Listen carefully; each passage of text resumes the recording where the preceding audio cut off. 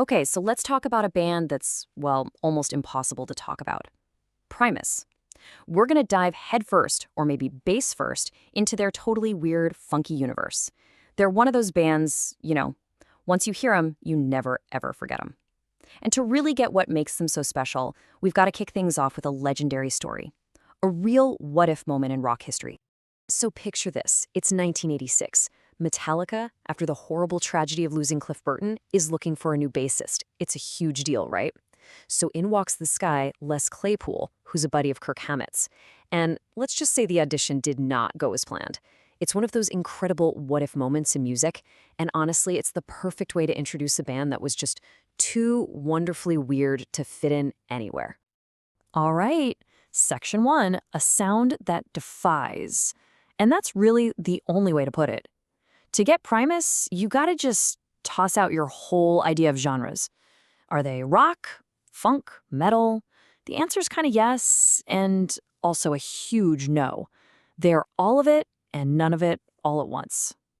So you can try to define them, but really, any definition just scratches the surface.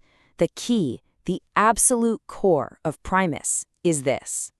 The bass is the lead instrument. Think about that for a second. Almost every band you can name uses the bass for rhythm, for the foundation. But Primus? Nah.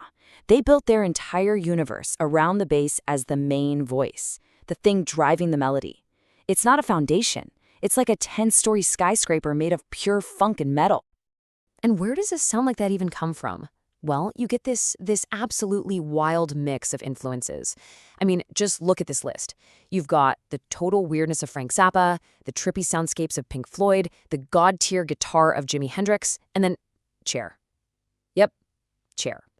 It's that mashup of the totally out there, the legendary, and the completely random that makes Primus, well, Primus. Oh, and the weirdness doesn't stop with the instruments, not by a long shot. The lyrics, they're basically these incredible, twisted little short stories. You've got songs like My Name is Mud, which is about, a guy named Mud who maybe didn't mean to kill someone. Or Jerry was a race car driver, this whole saga about living way too fast. They basically built an entire universe filled with these bizarre characters, all told through one super distinctive voice. In that distinctive voice, that engine driving this whole crazy train, that leads us straight to the man himself, Les Claypool. The Claypool bass engine. He's not just the bassist, not just the singer. He's the guy who completely reinvented what a bass player could even do. He turned it into a weapon. Okay, so here's how they did it. They completely flipped the script on what a power trio is supposed to be. In your standard rock band, right? You got lead guitar on top, rhythm guitar filling it out, and the bass just holding down the fort in the background. But in Primus, guitarist Larry Lalonde plays what Les calls textural stuff. He's painting with sound, creating atmosphere. And that leaves Les free to do, well, everything else. He's playing the melody, the chords, and the foundation, all on that one bass. And he wasn't doing it on just any old bass. He did it on this absolute beast of an instrument, his famous 6-string fretless bass. When he says playing it was like wrestling an octopus, you can just feel that, can't you? It's not just about hitting the right notes. It's a full-on physical battle to wrestle that one-of-a-kind sound out of the thing. So how in the world does he do it? I mean, he calls it a whack fest, which was pretty accurate. It's this insane mix of techniques. First, you've got the thumb slap. That's the deep, percussive foundation. Thump. Then he does this flamenco-style strum with his fingernails, so it sounds like an aggressive guitar. He's also doing two-handed tapping, which is how he gets those crazy fast melodies that sound like a piano. And he even throws in a banjo technique called the claw hammer.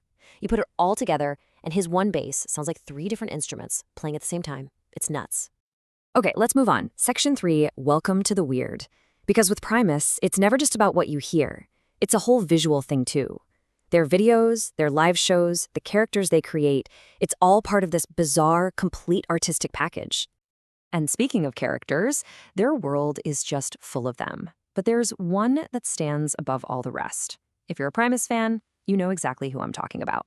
So, who is Mr. Krinkle? Well, here's the story. Mr. Krinkle was actually the name that Mike Borden, the drummer from Faith No More, used when he checked into hotels. So the song is literally about phone calls Les had with him. And the music video, it's a total masterpiece of strange. It's all done in one single take with all these acrobats and contortionists, and there's Les right in the middle playing an upright bass, while wearing that legendary pig mask. And that pig mask wasn't just a one-time thing. It's all part of this larger, kind of surreal theater they put on. Les has this whole collection of weird masks and headgear he uses to become these characters on stage. And it goes beyond the masks, too. Think about their amazing claymation videos for songs like My Name is Mud or Winona's Big Brown Beaver. It all adds up to create this totally unsettling but completely unforgettable artistic world. All right, so you've got this super weird theatrical band that doesn't fit into any genre. The logical next step is they stay a beloved cult band forever, right? Wrong. Against all odds, Primus had these moments where they just exploded into the mainstream. And you can really see their wild journey here. It all started with that infamous Metallica audition in '86, but they just toured relentlessly, building this massive cult following. Then boom, 5 years later, their album Sailing the Seas of Cheese goes gold. A couple of years after that, they're headlining Lollapalooza, the biggest alternative festival around. And then, the big one for a lot of people, 1997. They write the theme song for some little cartoon called South Park. So let's go back to that Metallica audition, because the punchline is just perfect.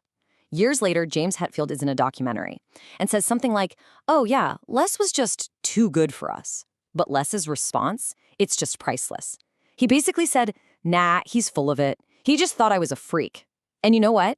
Hetfield just laughed because he knew it was true. Okay, so as we start to wrap this up, what's the big takeaway here? What's the lasting legacy of a band that was always marching to its own ridiculously funky beat? I think it really comes down to this. Their success didn't happen in spite of their weirdness. It happened because of it. By flat out refusing to sound like anybody else, by turning the idea of a rock band completely upside down, and by just embracing everything strange and surreal, they prove that if you're truly original, your audience will find you. They never, ever compromised, and that's why they have one of the most loyal fan bases out there, even today. And that kind of leaves us with one last question to chew on, doesn't it? Primus is this giant, funky reminder that art doesn't have to fit into a nice, neat little box. You know, in a world that so often rewards just playing it safe and chasing trends, maybe being weird is the most authentic thing you can possibly be.